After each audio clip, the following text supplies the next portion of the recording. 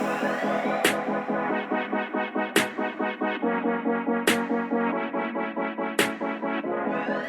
hey, welcome to the X Podcast. We're excited to have you back for another thrilling episode. As always, I've got my good friend Russ with me here today.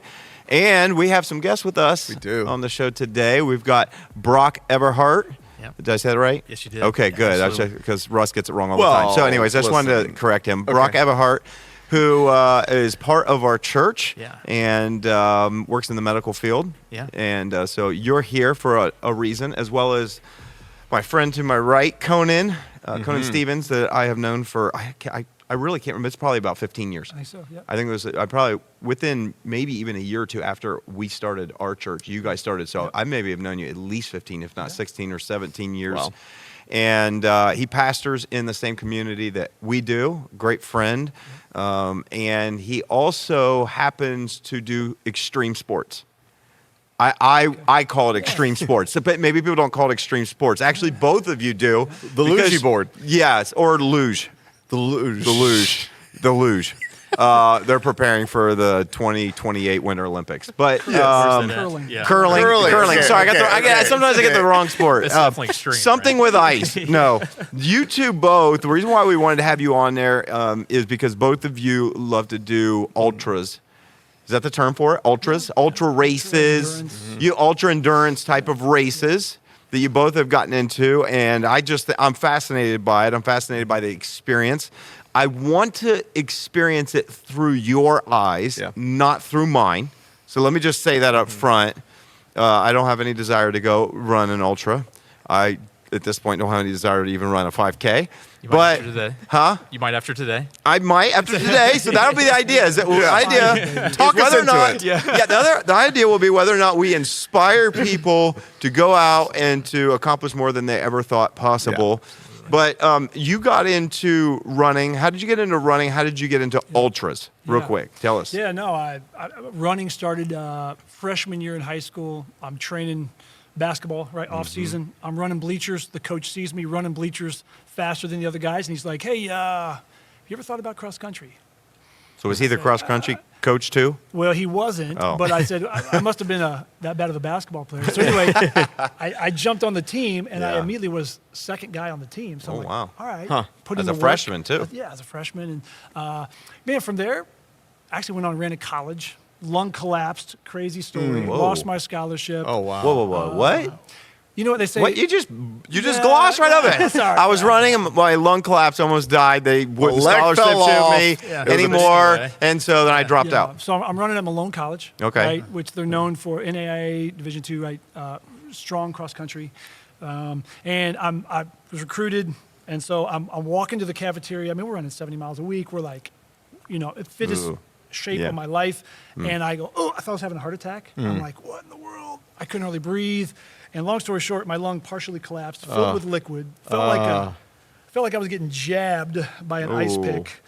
Long story short, they said it happens to tall, slender athletes between the ages of 18 and 25. Wow. They said it's just a freak thing. It's funny because after it happened to me, it happened to my other tall, thin friend who was 20. Wow. So anyway, I kind of gave up running for a long time, and then my brother actually got me in a duathlon, which was a 5K run, 12-mile bike, 5K run. And I won my age group and placed overall. I thought, okay, well, maybe I got something here. And then from there, did a half marathon. From there, did a full Ironman, right? Yeah. Triathlon. And then I was flipping through this magazine, and it had this cowboy-looking dude with a big belt buckle, which belt buckles is what they give you for an ultra. So did not know that. Now, an ultra is anything over 26.2. So technically, 26.3 would be an ultra marathon. What is on the belt buckle? It has the race and 100 miles. Okay. Yeah. Everybody gets one, or you have to win or place? No, you got to finish. You got to finish. So if you just finish, you get a belt buckle. Within the time frame. Yeah, they give you the time frame. So I'll never forget, I saw this cowboy-looking guy wearing that, and it just said, "You're stronger than you think you are." And wow. And I think there's something there that drives all of us, right? I know for me, I feel like every one of us lives in a box. Here's our box: comfort and fear. Yeah. So we live our life here, and that's a little uncomfortable, so we come back to the middle. That's a little fearful, so then we come back to the middle. And so we live in this. But if we can push out our box of fear and comfort, we get to live life in a bigger way. Wow. So for me, this was one of those 100 miles.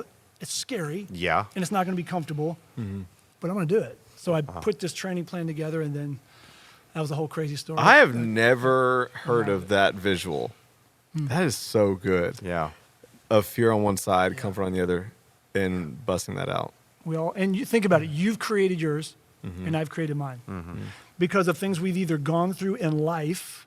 People, we all go through things, but the thing is, it's really what happens inside of us.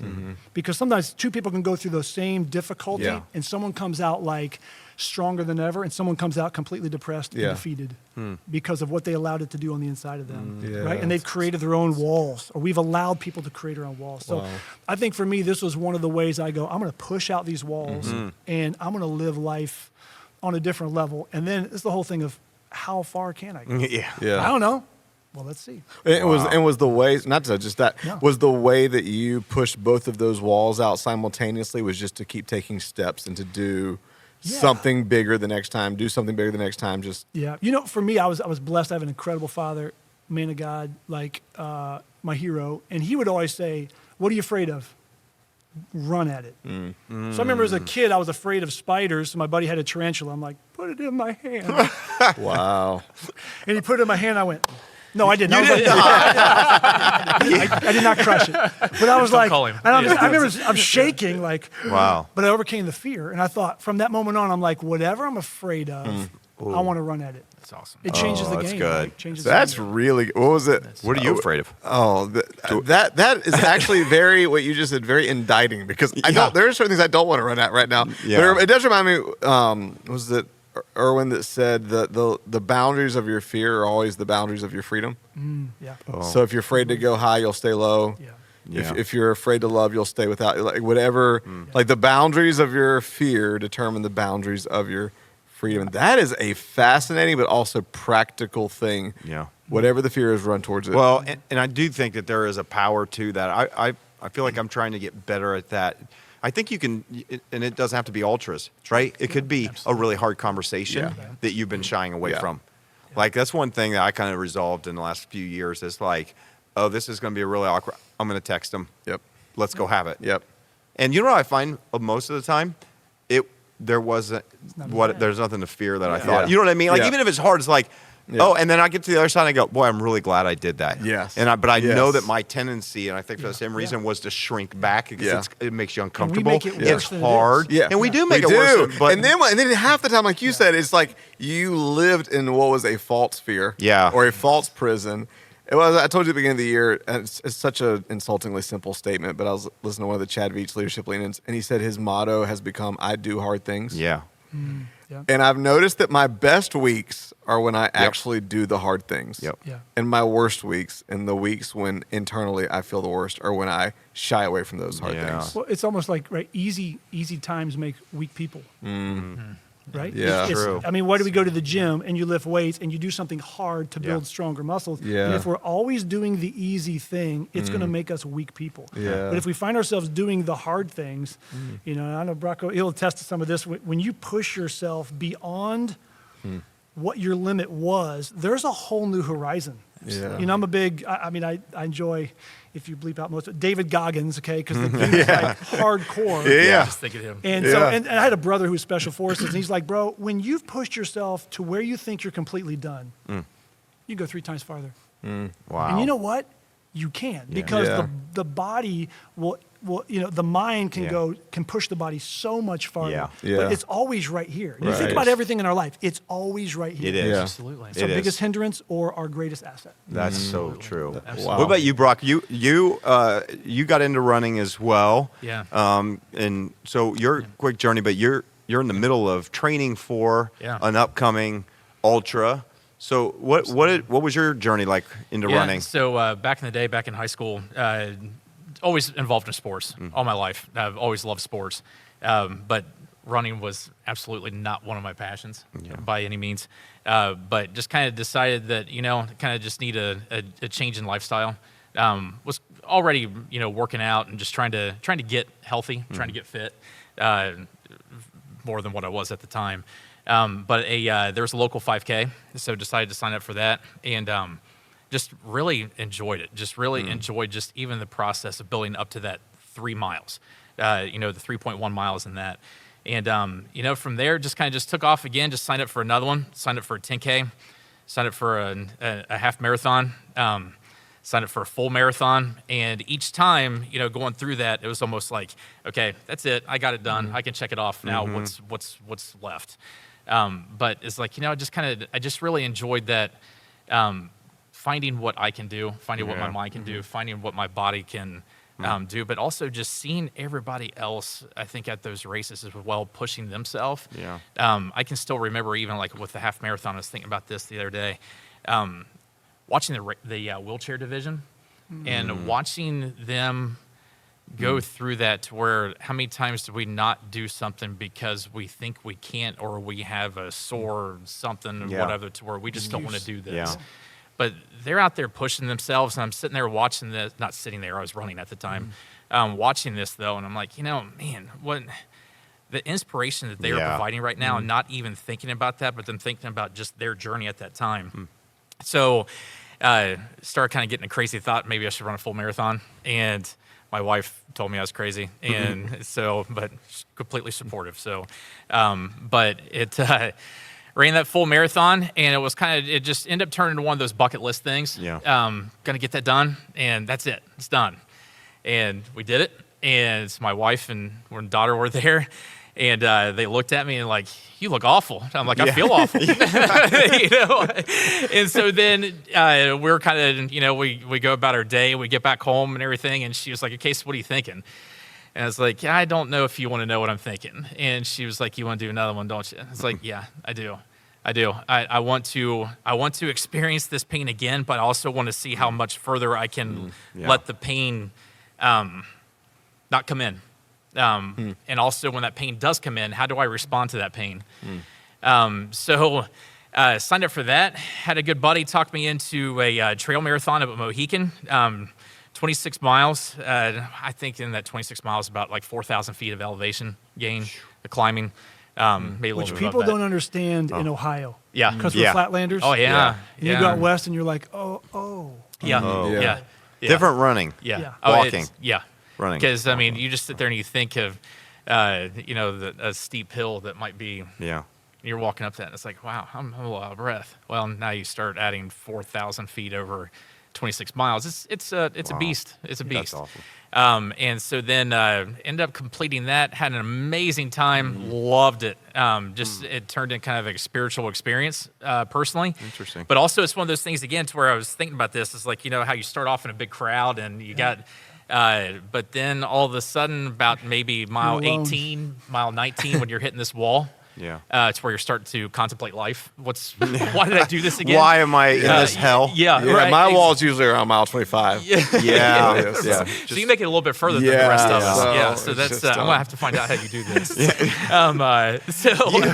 But you find yourself alone, and you find yourself kind of, because the field ends up spreading out, and then you may not see anybody for an hour, Wow. and then you're on this trail in the wilderness, kind of like, okay, and then your mind starts wandering just a bit, and so ended up finishing that, had an amazing time, and so then it's like, you know what, I'm going to do it again, because again, that same buddy that talked me into that one was like, well, but this was a little bit of a different course this time too, because then that was during COVID. They did an amazing job with safety and everything, spreading us out, did their thing, but now it's in June. And I just remember a mile into this thing, running into the woods, and it feels like you're running into a sauna. And my day went down from there. And so you got 26 miles, and a mile into it, I'm already starting to feel it. Oh. And so then ended up finishing, did well for me. Again, I'm not going to break any records. I'm not. But at the same time, I'm racing to race myself. Yeah. What can I do to push myself? What can I do to better myself? And so then end up finishing. The rest of the day was not well, but again, my wife and daughter, they took awesome care of me. I think I scared my daughter. Hopefully she doesn't think that this is what running is about, but, but at the same time, you know what? I've seen you at your worst. That's but if I'm telling her, put your best into something, try something, but she doesn't see me trying something or putting my best into something, what is that? Is that being a hippo? Yeah, that's exactly. You know? So now you're training for a 100 miler. Yeah, so that led into a Hocking Hills 60K. So I ended up doing a 37 miles. And man, the experience on that, I won't get into everything, but I seriously believe I had a few God moments during that. There's one man there in particular that I truly believe will always have a place in my heart and my mind. Just speaking with him. Yeah, that's cool. He was an older gentleman. And so then that day got home and it's like, you know what, what's next? I thought a 50 mile was next and started hearing a little voice. And the voice was telling me 100 miles. 100. That's like, by the way, that's the devil. Yeah, right. Whenever you hear a voice in your ear going, do 100 miles. That's the devil speaking to you, just so you know for future. And I am. But what's the Pat Tillman quote? Yeah, so there was a, and actually I have this written on our wall in our home gym. And Pat Tillman, amazing dude. But left the NFL, went to go over and fight, and then got killed in action during Afghanistan. Yeah, became a Ranger and went over there to leave a life in the NFL playing football and had a greater calling and took full advantage of it and didn't think a second about it. Just have utmost respect for that. Yeah. But he said, what was, so now you put me on the spot there, Pastor Russ. But he says, somewhere inside we hear a voice. The voice leads us in the direction of the person we wish to become.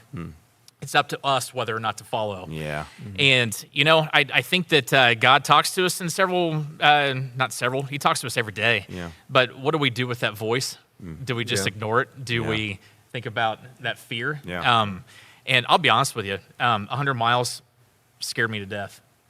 It truly did. But start praying about it, started talking with some close friends that are going to end up being on our team.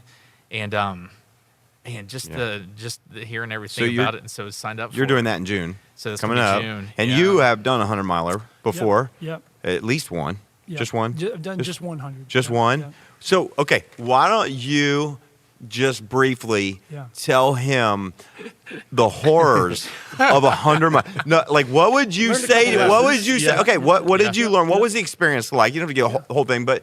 What were the highs, the lows? What's it like? I guess for even just people listening or watching, what's it like? Help for all of us in this who will never probably attempt a 100 miler in our lives because we have no desire. But how would you describe what it's like being on a 100-mile journey and how long does it take and that good stuff? Yeah.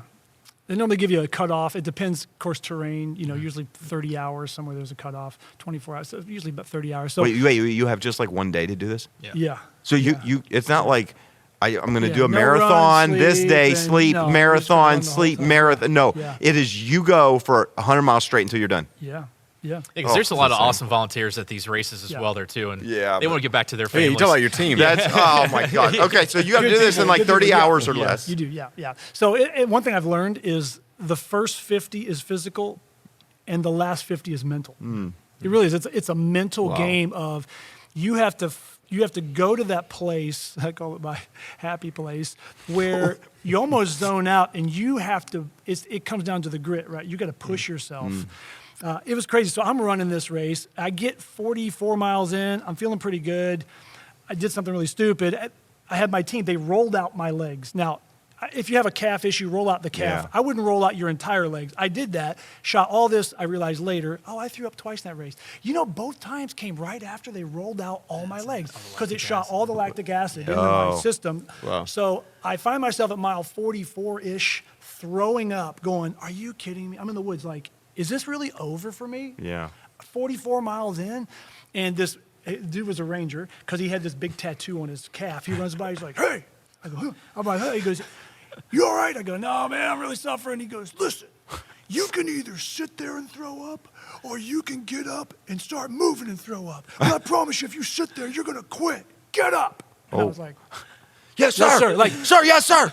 As a grown man, you don't have a minute. Get up. I'm like, and then he just runs on. So I'm like, well, I'm going to get up. So I stand up. I like wipe the puke off my face, and I just start walking. And I start walking. About 5 minutes later, I'm feeling better. And I passed the guy running again. He's like, great job, soldier. I'm like, hey, man, that was incredible advice. So I'm running. That's now. awesome. Yeah. So it was like, so I run all day. That's crazy. I'm running into the night, probably getting about mile 75, something like that. And when you realize you're like, I run 75 miles, I still have a marathon. Oh gosh. You're like, dear Lord, you just can't think about that, right? Yeah. They roll out my legs again. I'm throwing up again.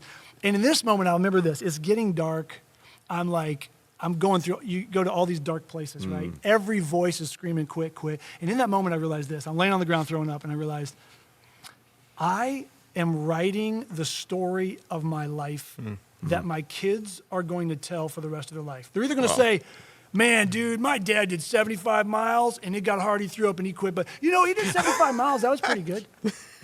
Or my kids are going to say, And I would be happy with it. I know. I mean, like, just tell everybody I ran 75 miles. Don't say it was a race for 100. That's. Or they're going to go, you know what, man? My dad was throwing up at mile 75. You know what he did?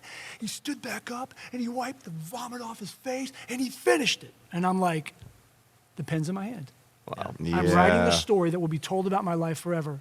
What story do I want to be written? Absolutely. And so I wrote the story I wanted to be written.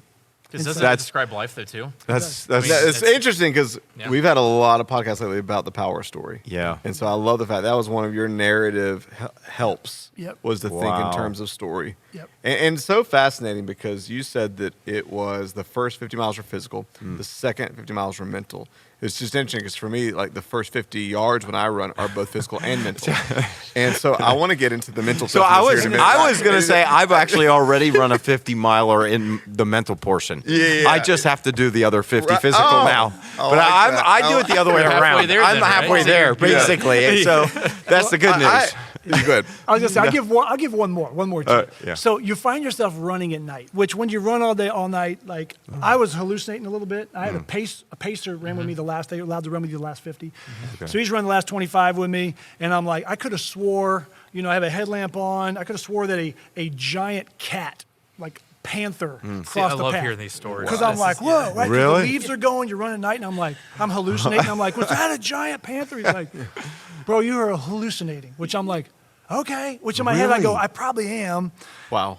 Thank God when you have people in your life Yeah. that can speak truth to you, Yeah. when you can't see, Wow. when you're a little bit lost and fuzzy. Wow. And then I realized this. Some old ultra guy told me this. He says, don't ever quit at night Wow. because the sun will always come up.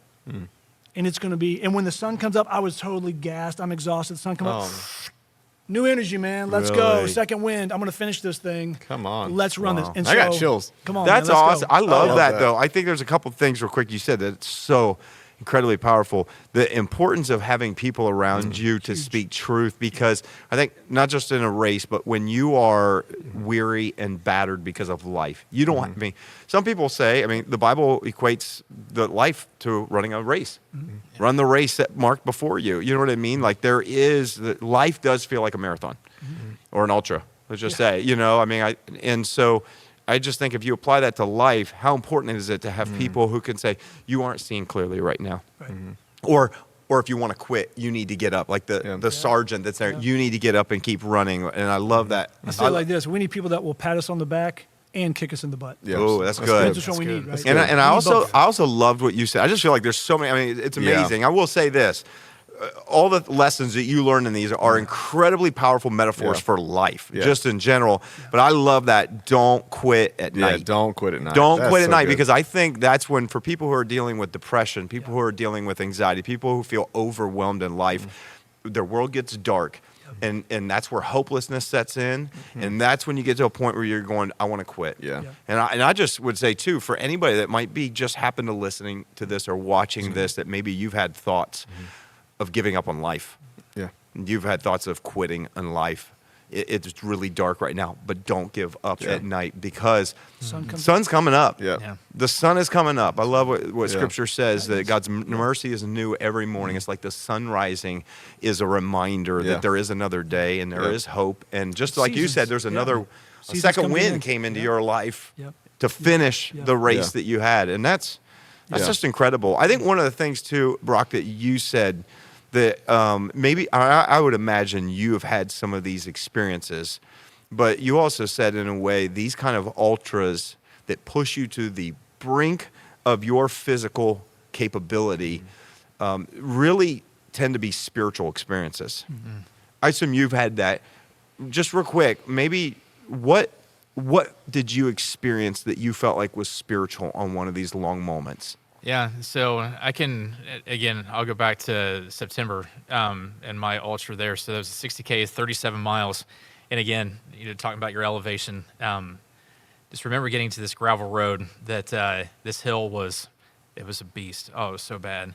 But I just remember running to it. And so then you wanted to start power hiking, going up, or sometimes hike or sometimes crawl, whatever you can do at that point. But I just remember kind of just getting halfway through that. And I just remember just hearing several quotes and everything going into that. And man, I've filled my head full of just motivation and everything going into that. But I just remember just for 37 miles, people thought I was probably crazy. I don't know, but I tend to kind of talk out loud to myself and everything as well. And just give yourself motivation. Just keep on encouraging yourself, and hopefully there's someone else around you can encourage them. But I just remember on that hill, the third loop is the last loop going up there. And I just remember, honestly, at that time, though, too, just thanking God for that moment. Thank God for this pain that I'm going through right now, because I know right now that this is only building strength that's going on in my body right now. I know my legs are sore, but at the same time, you know what, though? My mind is beyond focus that I'm going to be there in 10 miles. I'm going to be there 8 miles, whatever it was at that point. And I just know, again, though, too, that right now my body is sore. I am sore. But at the same time, again, am I supposed to just stop right there? How am I going to get back to the finish line? I got to get there.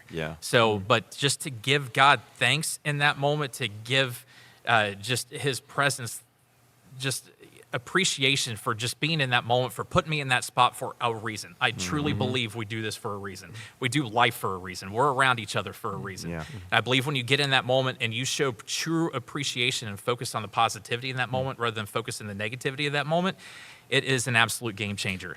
What are you putting your thought into? So, two things I heard. Number one is that you created your own soundtrack before you got in this that moment. Absolutely. The power of self-talk, the power of, and it seems like even before you got to that moment, because a lot of times it's almost like we try to prepare for the moment once we're in it. But it seems like to me that before you ever got into that moment, you had done the mental preparation, you'd done the heart check. You had actually filled your backpack, so to speak, with whether it's promises from God or just motivation. So I'm curious, practically, how you did that. But then, second of all, the power of gratitude. And how that went today. And even what you said about what a thought. Like we know there's a ton of scriptures about what pain produces, perseverance, and but for you to say, I'm thanking God for the pain. I mean, I don't know that I've arrived yet in my spiritual or emotional walk to always say, God, thank you for the pain of this season and what it's going to produce. Like, I'm going to call you out with your book right now, though, too. That goes back to even that season as well, what you endured through your wilderness. Right now, we're out in a wilderness. What are we going to go through at that moment there, too? But yeah, building up to that was on a Saturday, and I heard and again, your guys' podcast has been amazing, and it has led me to several other podcasts that have been just absolutely amazing, that have just spoken mass life into my life, and has just built, I keep on calling it, built tools, built weapons for my arsenal. That's what I want my mind to be, as an arsenal for when the evil one comes at you, because he is going to come at you every day. How are you going to react to it? But going into that, I heard another podcast that said suffering is a gift. And have you heard of Hard Rock 100, the one race? So I mean, it's massive out west. And Dylan Bowman, trail runner, he said suffering is a gift with an exclamation mark. On his Twitter before this, but then it showed him before the race just with this look on his face of just determination. When you hear that, I mean, suffering is a gift. It's like, are you nuts? It's like, really? Suffering is a gift? But then when you start putting yourself through something, just think of any storm that you've gone through in your life there too. What has that built you for your next storm? That's prepared you. That's given you the strength. When you dig deep down into your well, what does it produce? What does it produce for those around you? And how does it encourage you? But also, more importantly, how is it encouraging everyone else around you as well? So, I mean, I just dove into that stuff, honestly. It's like I found several podcasts that just absolutely just spoke to me. And I'll be honest with you, I just listened to them. I love that. You have to. You got to determine what you're going to put on repeat. And found scripture found just, just different things there too that just continued to speak to me. Yeah. And when we surround ourselves with our ropes, with our people as well, when we surround ourselves with people that are encouraging all the time there too, you can't stop us. Yeah, I appreciate your plug for the book too. I'm glad I was able to set you up on that really well. It's on Amazon. Hope it's not a big deal, but if you want to buy a few, you can. I just also. Actually, where is it? Yes. So, sorry. One last thing. Well, I don't know. Can we do 3 of these? I have so many questions, but you hit on briefly just the whole power of the people that are in your life and having those people that speak. And you mentioned the whole, the ropes thing. There's a reference from the book. It's not a big deal. But honestly, I'm curious on the whole, even just like practically, but like the whole process of the team you have around you. Because when we went into lunch, you threw out some stuff that I'm just going to be honest. I nodded like I knew what you were talking about and I had no idea. You were like, yeah, and then the pacer, because you said the pacer, you're like, then the pacer came along and I was like, oh, yeah, I don't know what that means. So what are pacers? What does it look like when you two are assembling your teams? How important is that teamwork? What is that all? I don't know. What does all that look like? Yeah. I'll talk a little bit to that. Yeah. So in an ultra, right, they'll allow, different races are a little bit different, but I think the 100, they allow the last 50 with you. That you can have somebody run with you. Okay. So they're running portions of it. So they're not running the full thing. But then you have a team, too, that's part of your crew. So when you come into these, aid stations or, not stopping points, but a point where you can connect with them so you're eating as much as you can, refilling your water bottle, changing out your socks. But they have everything laid out for you. They have your chair there, everything is set, shoes, whatever you need. And they can really hinder you or help you. I mean, if they don't know what they're doing, it could prolong your time and take you a lot longer. But then they may be able to go ask you questions. Hey, do you have any blisters? And you're like, oh, I guess I do. Yeah, we need to deal with that now. I think one thing you learn in running ultras, if you get a hot spot where you have to be aware, if you start feeling a rubbing on your foot toe, you need to deal with it immediately. Because, and people do this in life, right? There's, I should probably deal with this, and they don't. And then they go years down the road, and it becomes this huge character flaw, blows up into something bad, where one small blister has the potential to increase pain, incredibly, but also even put people out of the race. So it's those small things, and you need people around you that are right detailed. They're there to help you win. Sometimes I feel a little bad. I'm like, they're there to serve me at this. Now you're like, I'm so grateful. But that's their job. Yeah. I've been there for other people. They're there for me in those moments, and we all need those people.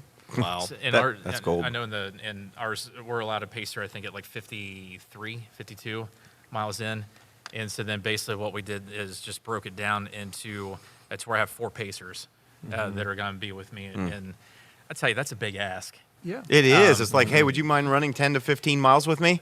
Yeah, and also just so you know, it might be at 2:00 in the morning.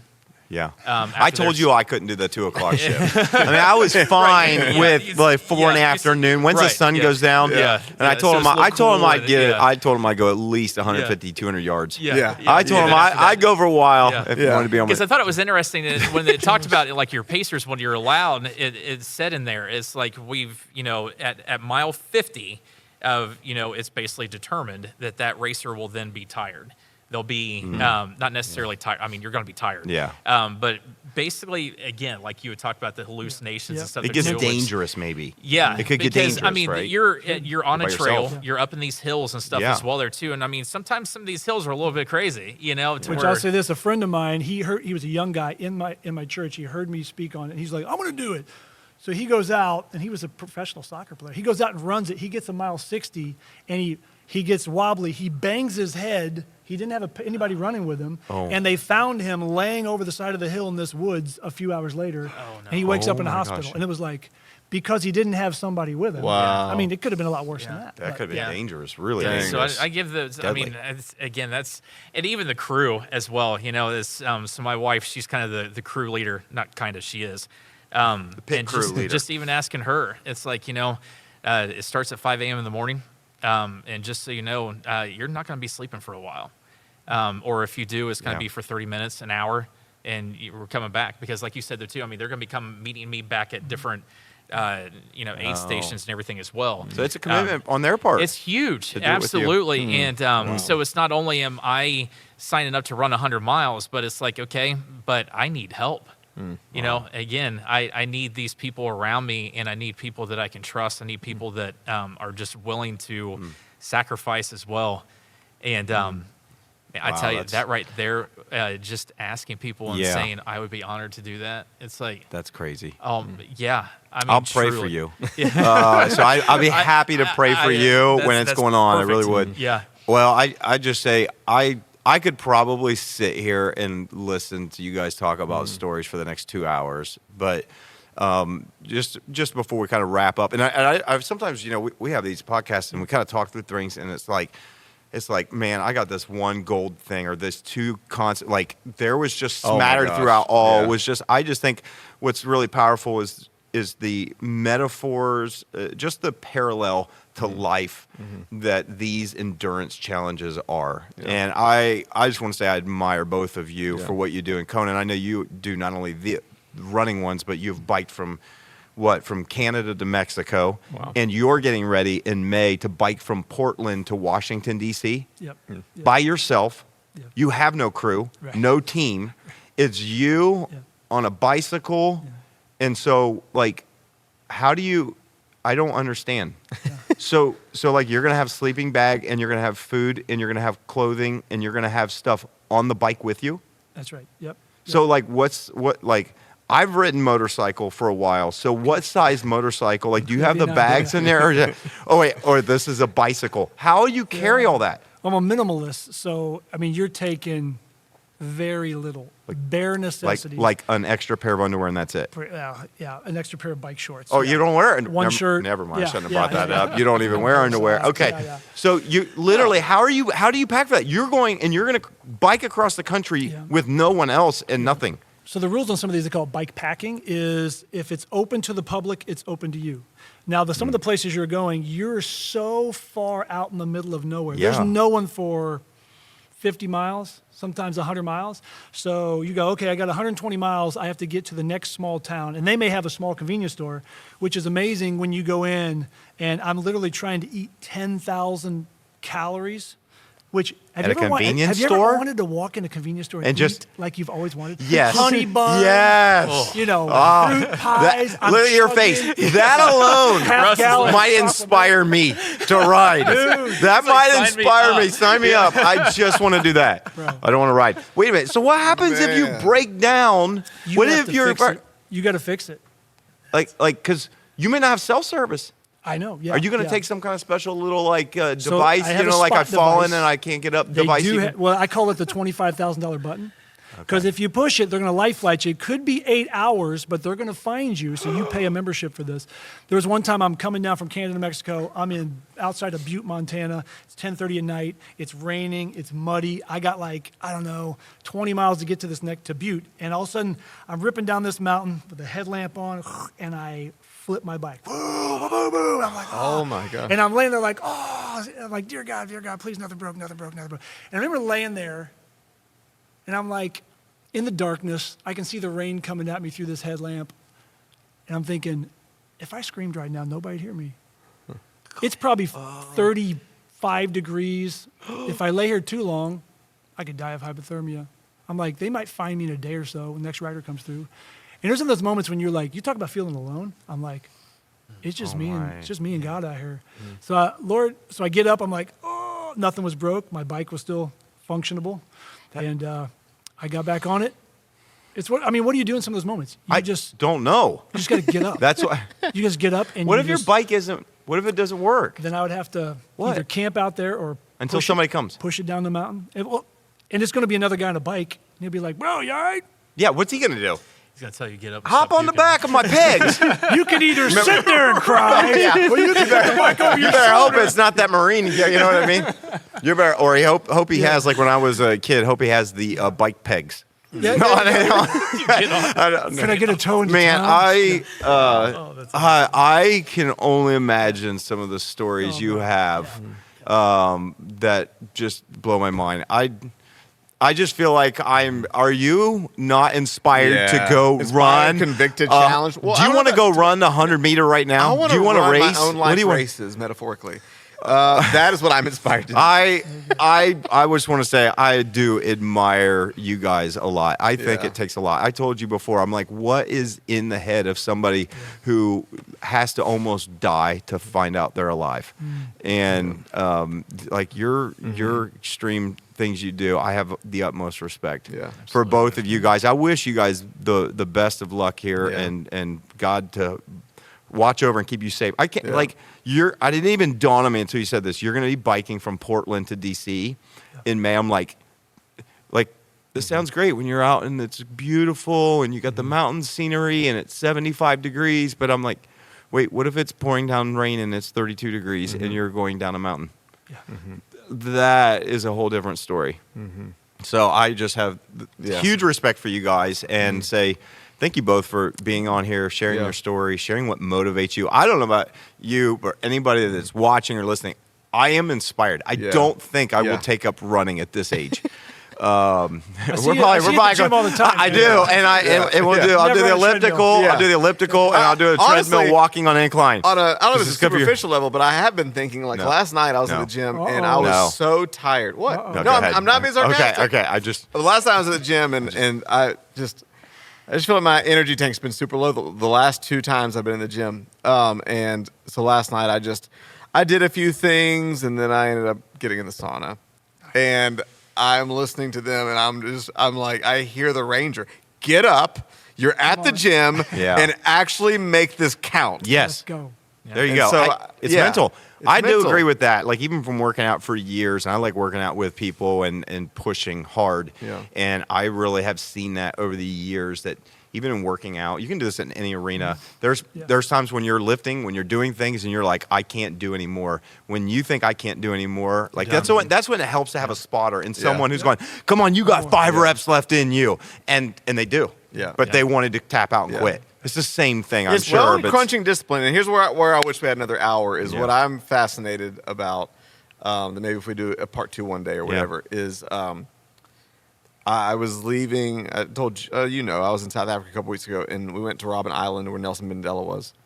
And one of his roommates was the prison guard, and he's one of those people that when he opens his mouth, you're just like, it just demands your respect, and you're thinking to yourself, okay, A, I don't have any problems.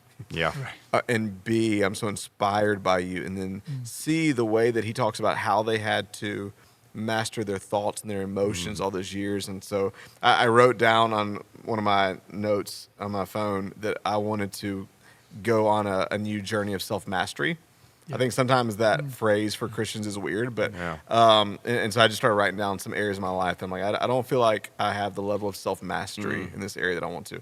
Yeah. And so that phrase kept coming to my mind even as we were talking today, that if we ever do a part 2, I'm curious I know there aren't tricks, but what you two have done, because I can only imagine how much it's mental. I can only imagine there is that threshold where you have to decide. And I know grit and resilience has a lot to do with that, but I love it. I think, again, even with that, like you just said, I think you have to find your why. Yeah. It's good. What is your why? And it's like you're talking about in the gym, you're talking about, just, can I get that one more rep? Can I get this? But it's like, why am I doing this? And then once you have that, once you take that to heart in anything that you do, it's the motivation you need. Absolutely. That's all you need. Yeah. It's all the motivation you need.